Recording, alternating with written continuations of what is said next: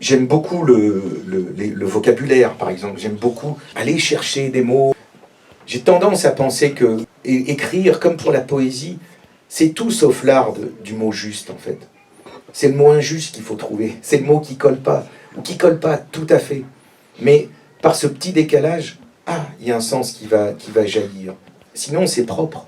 Voilà. Le mot juste, l'adjectif qui correspond pile à ce que vit mon personnage, il existe. Mais souvent, c'est plat. C'est le mot juste. Bon, ben oui. Mais si on trouve un autre mot qui ne devrait pas être là, mais qui, en étant là, va raconter quand même ce que vit exactement le personnage et va décaler. Et ce décalage, pour moi, c'est la littérature, c'est la poésie, c'est pareil. Et c'est des chocs de mots. Donc j'aime bien travailler ça et puiser dans notre vocabulaire qui est tellement, tellement riche.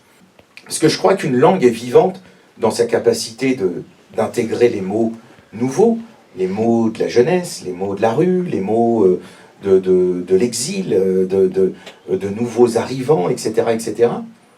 Mais aussi par sa faculté de réveiller les mots anciens aussi.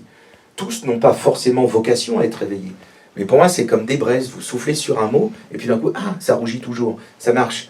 Et on peut refaire du feu avec. Et il y a des mots comme ça, et en plus, ça s'y prêtait, puisque je commence en 13 et je finis en 47, donc il y a des expressions qui ont plus court, il y a des mots qui ont un peu disparu, notamment dans le langage des bergers de Provence. Je me suis battu avec mon éditeur, parce que j'avais le mot bandir, B-A-N-D-I-R.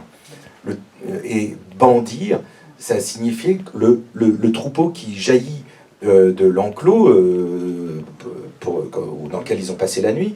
Et c'est cette façon nerveuse de sortir de la brebis comme ça, tout en muscle comme ça, et tout en frayeur, et tout en appétit aussi, qui sort de l'enclos. Le mot bandir.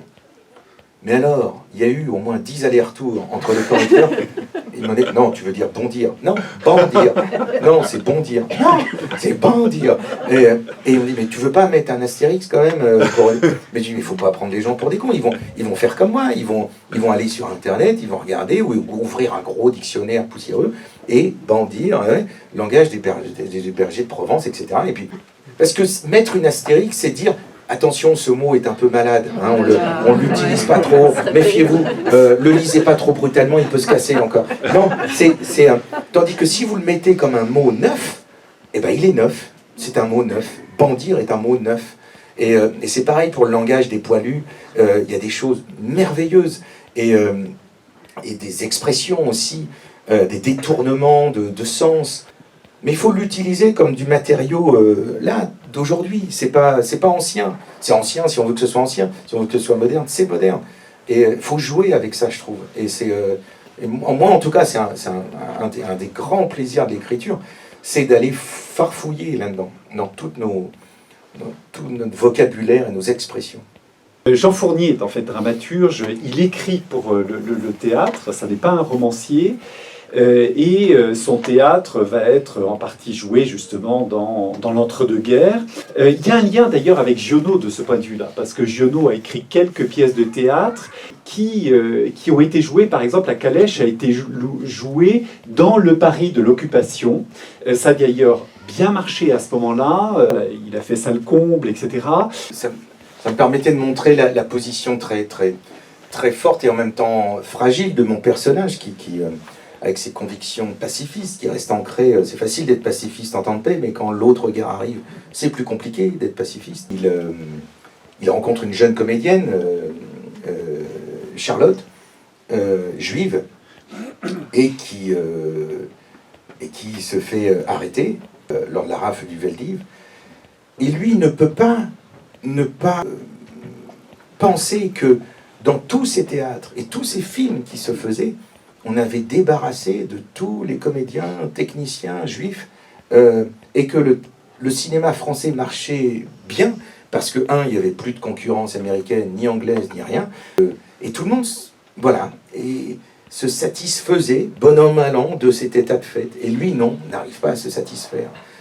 C'est un constat terrible, c'est à la fois le théâtre n'a jamais aussi bien marché que pendant l'occupation, c'est-à-dire que la pièce de Giono marchait, mais tout marchait, en fait.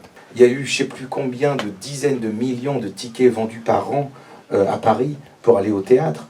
Et les gens y allaient pour se réchauffer, pour entendre des choses, en espérant parfois des petits messages, des petites choses. Mais tout ça était très contrôlé. Il y avait quasiment plus que ça comme divertissement. Mais voilà, mon personnage n'arrive pas à se satisfaire de ça.